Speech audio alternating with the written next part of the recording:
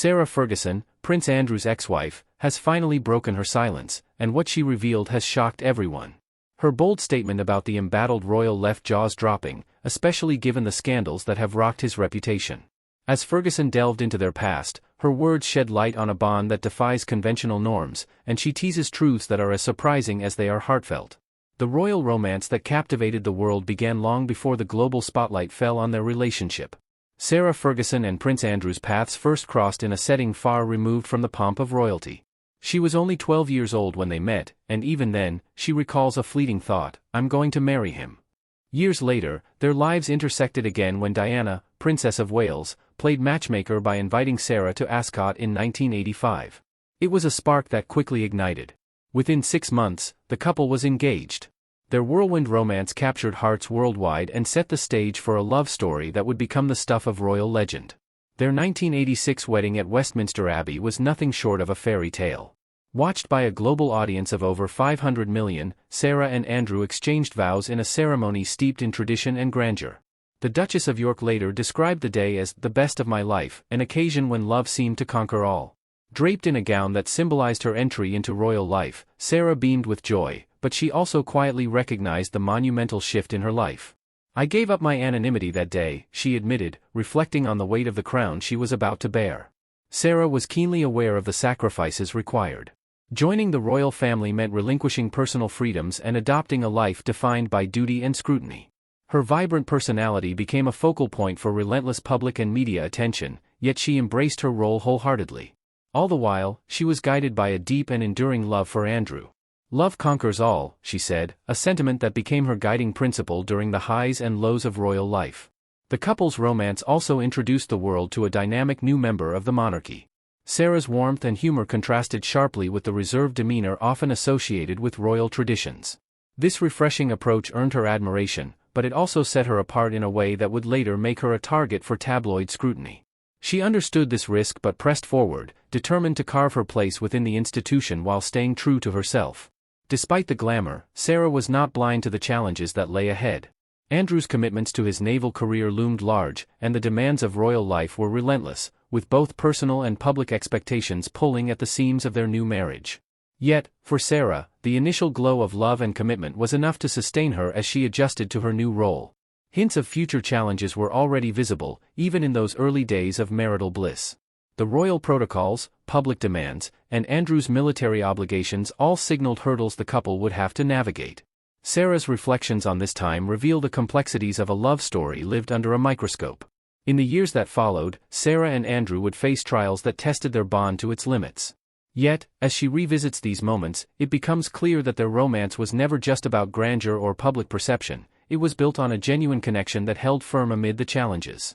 What followed their wedding would expose the cracks in their fairy tale and reveal the human struggles beneath the royal veneer. A marriage marked by distance and challenges, Andrew returned to his naval commitments just 2 weeks after their grand wedding at Westminster Abbey. Sarah was now alone and had to navigate her new life as a royal. This physical separation, which would become a hallmark of their marriage, set the tone for years to come. In a candid reflection, Sarah noted that they spent only about 40 days together each year during their marriage. Andrew's naval career demanded constant travel. He spent months at sea, and his assignments left little room for a personal life. For Sarah, this meant shouldering the weight of royal expectations alone. As she adjusted to her new role, she found herself grappling with feelings of isolation.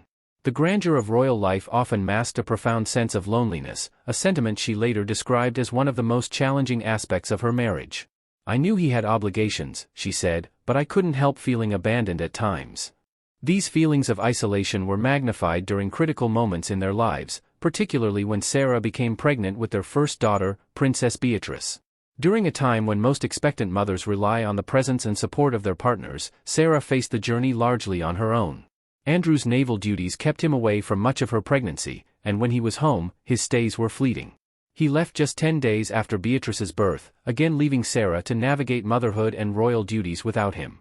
The absence of her husband wasn't just a private struggle, it became a glaring issue within the royal household. Sarah later revealed that her emotional vulnerability during this period was often dismissed by palace staff. When she expressed her feelings of loneliness and frustration, she was reportedly told to "get a grip." This lack of empathy only deepened her sense of isolation. In essence, it forced her to internalize her struggles in an environment where appearances mattered more than personal well-being. The strain on their marriage was further exacerbated by the intense public scrutiny Sarah faced as a new member of the royal family. Every move she made was dissected by the media, and with Andrew often away, she bore the brunt of this attention alone. For a young woman still finding her footing in a highly regimented institution, the pressures were immense. The pressure was immense. Compounding the challenges was the rigid structure of royal life. Sarah found herself hemmed in by protocols that left little room for individuality or personal expression. Decisions were often dictated by tradition, and any deviation was met with criticism. Without Andrew by her side to navigate these challenges, Sarah was left to fend for herself in an environment that demanded perfection. "I had to adapt quickly," she said, "but it was hard not to feel like I was losing a part of myself." The strain wasn't limited to Sarah's emotional well-being, it began to take a toll on their relationship as well. Andrew's absence created a growing distance between them. While Sarah tried to remain supportive of his career, the limited time they spent together made it increasingly difficult to maintain the closeness they had once shared. The joys of marriage became overshadowed by its challenges, leaving both parties struggling to bridge the gap. Even during rare moments of togetherness, the weight of their separate lives loomed large. Andrew's focus remained on his naval career. Their time apart wasn't just measured in days, it was emphasized by the growing emotional distance between them. This created a chasm that neither seemed able to fully cross, despite their best efforts.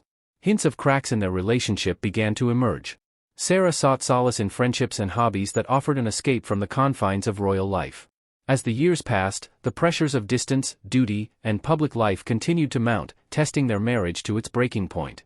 What followed would thrust their private struggles into the public eye and expose vulnerabilities and decisions that neither could have foreseen. Several scandals eventually pushed their union to the breaking point. Among these, none was more infamous than the publication of photographs in 1992 showing Sarah in a compromising position with her financial advisor, John Bryan. Dubbed the toe-sucking scandal, the images sparked a media firestorm that left the royal family reeling and Sarah's reputation in tatters. The incident became a defining moment in her life, one that both exposed the cracks in her marriage and cemented her place in tabloid infamy. The scandal unfolded during a private holiday in the south of France. Sarah had traveled there with Bryan and her daughters. Paparazzi captured intimate photographs of Sarah lounging topless by the pool while Bryan kissed and nibbled on her toes. When the images were splashed across the front pages of newspapers, the reaction was swift and merciless. The British press, already critical of Sarah for her perceived lack of decorum, seized the opportunity to vilify her further. Headlines branded her reckless, immoral, and a disgrace to the monarchy. For Prince Andrew, who was away on naval duties at the time, the fallout was both personal and public. The photos brought intense scrutiny to his judgment and the stability of their marriage. The royal family faced renewed criticism for failing to control the narrative. The scandal reinforced the perception that Sarah was an outsider who couldn't adapt to the royal mold, a perception that had dogged her since the early days of her marriage. John Bryan, the man at the center of the controversy, became an unlikely symbol of Sarah's growing disenchantment with royal life. As a financial advisor, he had entered her life during a period of mounting personal and financial pressures. Sarah was eager to find independence and support for her ventures and had turned to him for guidance. Their relationship, however, extended beyond the professional, as the photographs made painfully clear. Bryan later claimed that the images were misinterpreted and that their relationship was one of deep friendship rather than romantic involvement. Regardless of the truth, the damage was done. The royal family's response to the scandal was predictably swift and severe. Queen Elizabeth reportedly summoned Sarah to Balmoral, where she was informed that her presence in the royal household was no longer tenable. The incident was seen as the final straw in a marriage that had already been strained to its limits. Although the couple had been separated for several months by then, the scandal hastened the formalization of their divorce. For Sarah, the fallout was not only the end of her marriage but also the beginning of a new chapter defined by both resilience and reinvention. Her financial struggles after separating from Andrew further fueled the media's narrative of her as a woman unable to manage her affairs. Burdened by debts and determined to provide for her daughters, she took on numerous projects, from publishing books to endorsing commercial products. While these ventures helped stabilize her finances, they also attracted criticism from traditionalists who felt she was exploiting her royal connections. "I was just trying to survive," Sarah later explained. "I didn't want to be a burden on anyone." Her determination to work, however, clashed with the royal family's ethos of quiet dignity and service. For an institution steeped in tradition, Sarah's approach was seen as a betrayal of the values she had sworn to uphold. The perception of her as a commercial opportunist further alienated her from the royal household, deepening the divide that had begun with her separation from Andrew. While she maintained that her actions were motivated by necessity rather than greed, the media portrayed her as a fallen duchess willing to do anything for a paycheck. The scandal involving John Bryan only exacerbated these tensions. For Sarah, the incident was a public humiliation and a stark reminder of the vulnerabilities that came with her position. The relentless scrutiny she faced made it clear that her every move would be dissected and judged, leaving little room for error. In the wake of the scandal, she found herself grappling with questions about her identity and her place in a world that had turned its back on her. But despite the challenges, Sarah's perspective on the scandal and her marriage remained surprisingly empathetic. She continued to defend Andrew, insisting that their divorce was not the result of a single event but a culmination of factors. It wasn't just one thing, she explained. We were living very different lives, and the pressures of those lives eventually caught up with us. Her loyalty to Andrew even after their marriage ended became a defining feature of her public persona. Post-divorce dynamics shaped a unique bond between Sarah Ferguson and Prince Andrew, defying the traditional notion of ex-spouses. Their bond remains a cornerstone of their lives. While their marriage faced challenges they could not overcome, their post-divorce relationship became a testament to their ability to prioritize family above all else. For Beatrice and Eugenie, their parents' dedication to amicable co-parenting created a sense of stability during what could have been a tumultuous period. Sarah and Andrew often appeared together at significant events for their daughters. Whether attending royal engagements or more personal milestones, they made it clear that their children's happiness would always come first. This commitment to co-parenting, Sarah revealed, stemmed from a shared belief in fostering a positive environment for their daughters, even amid their own struggles. Jane Luade, Sarah's sister, highlighted the unique nature of their relationship in a rare public comment. "They're the best divorced couple I know," she said. Luade noted how Sarah and Andrew's approach to co-parenting transcended the ordinary. She recalled visiting them at Royal Lodge, their shared home in Windsor, and witnessing their interactions firsthand. "They've done it for their children, and it's incredible," she said. This sense of unity extended beyond their daughters. Even as Andrew faced significant public and personal challenges in the years following their divorce, Sarah remained steadfast in her support. In interviews, she frequently emphasized the enduring friendship they share, calling him a great man with a great heart. Her words reflect a deeper understanding of their relationship. "He supported me through thick and thin, not just during our marriage but also after our divorce," Sarah said. Their shared home, Royal Lodge, is a symbol of their unconventional bond. While divorced couples rarely continue to share a residence, Sarah and Andrew chose to remain under one roof. This arrangement, while unusual, allowed them to remain closely involved in Beatrice and Eugenie's lives. The shared home also reflects their commitment to preserving a sense of family. For Sarah, the Royal Lodge represents more than just a residence, it is a sanctuary where she and Andrew can support one another in ways that transcend traditional labels. Sarah's candid revelations about their post-divorce dynamics offer insight into why their bond has endured. She has often described their relationship as one built on the 3Cs: communication, compromise, and compassion. These principles, she said, have guided them through difficult times and allowed them to navigate the complexities of their lives. "We may not be married anymore, but we are still a family," she explained. Sarah's unwavering loyalty to Andrew has been particularly striking given the controversies that have surrounded him in recent years. As public opinion turned against him, Sarah stood by his side, emphasizing his kindness and the support he had shown her throughout their lives. "I won't let him down," she said in one interview, reiterating her commitment to their friendship. Her words reflect a deep sense of responsibility and affection that has not wavered even in the face of adversity. In a revelation that stunned both royal watchers and the public, Sarah Ferguson has unequivocally declared that, given the chance, she would marry Prince Andrew all over again. Despite their divorce and the controversies that have surrounded Andrew in recent years, Sarah's feelings toward her ex-husband remain steadfast. "I was totally and utterly in love with Andrew," she shared in a candid interview. "He's the best, a great man with a great heart." Her words have now reignited discussions about their unique bond and the loyalty that has defined their relationship. Sarah's insistence on Andrew's fundamental goodness has come at a time when his public image has been significantly tarnished. Her praise for his character offers a stark contrast to the negative press he has received. "Andrew is kind, compassionate, and loyal," she repeatedly emphasized. Her statements have drawn attention both for their content and timing. In an era where distancing oneself from controversy is often seen as the safer option, Sarah's public support for Andrew is notable for its courage. She has refused to shy away from addressing their relationship. "He supported me through thick and thin," she said. Balancing her public persona with her personal loyalty to Andrew has been no small feat. As a public figure, Sarah is acutely aware of the scrutiny her words and actions attract.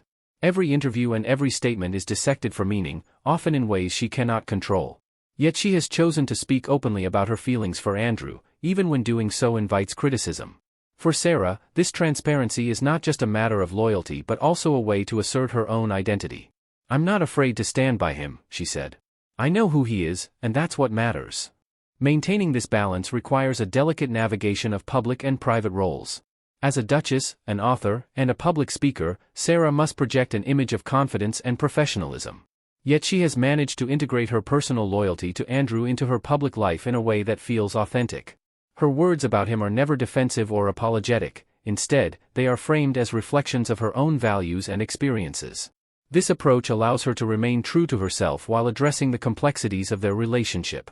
Sarah's ability to balance these roles is perhaps most evident in her philanthropic work. As an advocate for children's education and a champion of mental health initiatives, she continues to use her platform for positive change. She has built a reputation as a compassionate and driven individual. Her work in these areas demonstrates her commitment to causes that align with her values.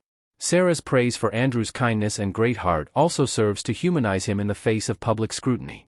While much of the media's focus has been on his controversies, Sarah's words remind people of the man she knows behind the headlines. "He has a way of making you feel seen and valued," she said. These insights offer a glimpse into a side of Andrew that is rarely discussed and add depth to the public's understanding of their relationship. For Sarah, these declarations are not about rewriting history.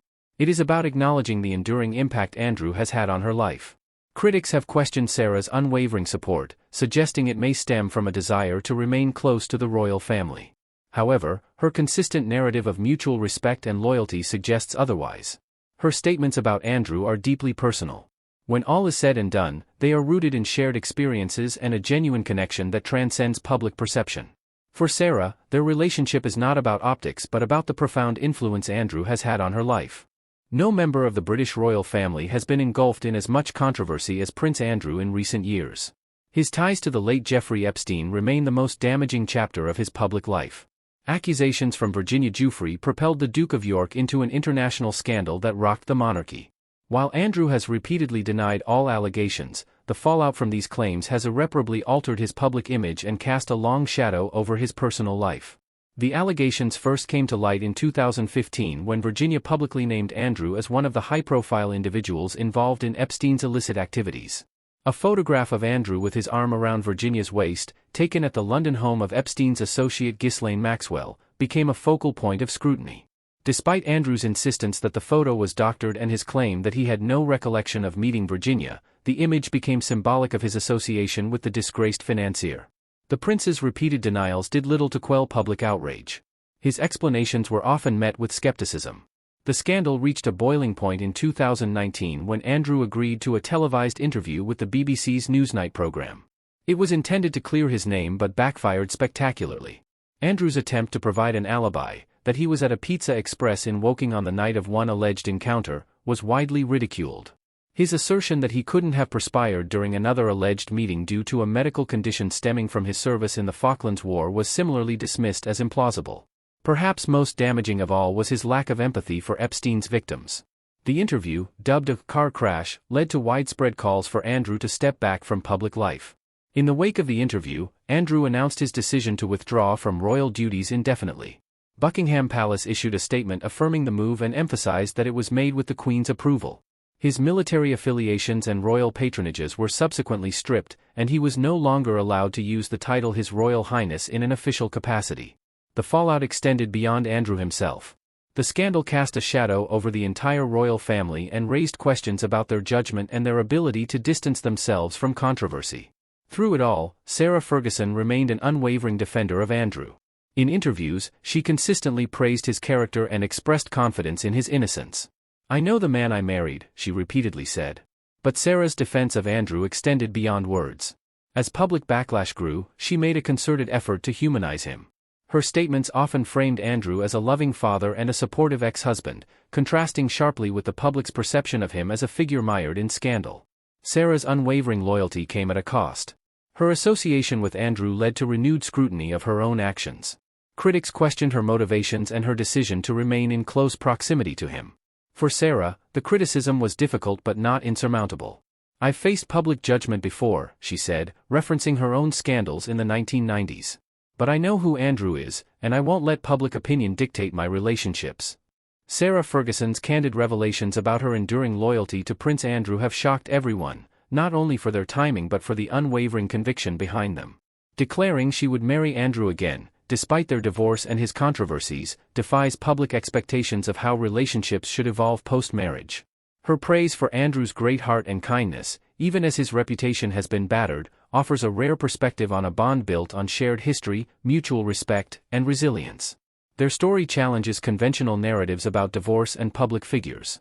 While most high-profile separations result in estrangement or polite detachment, Sarah and Andrew have charted a different course. Their ability to co-parent successfully, share a home, and maintain an authentic friendship highlights the complexity of human relationships, especially when lived in the spotlight. Sarah's reflections reveal a woman who refuses to conform to societal expectations, choosing instead to honor her personal values of compassion and loyalty.